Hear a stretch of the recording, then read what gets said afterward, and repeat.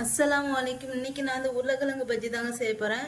நான் வந்து ஒரு பெரிய உருளைக்கிழங்கு எடுத்திருக்கேன். அந்த உருளைக்கிழங்கை வந்து துளசி விட்டு கழுவிட்டு அதுக்கப்புறம் இந்த மாதிரி கட் பண்ணிவிட்டு நல்லா தொடச்சி வச்சுருக்கேன். இப்போ அடுத்து கடலை மாவு வந்து ஒரு கப் எடுத்திருக்கேன். இதில் வந்து ஒரு அரை ஸ்பூன் மஞ்சள் தூள்,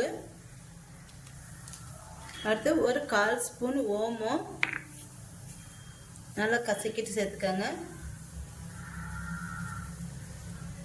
1/4 ஸ்பூனு கொஞ்சம் கம்மியாக எடுத்துக்கோங்க. அடுத்து பொடியாக நறுக்கின மல்லி இலை, அடுத்து தேவையான அளவு உப்பு, அரிசி மாவு ஒரு ஸ்பூனு கலந்து விட்டுக்கிறேன்.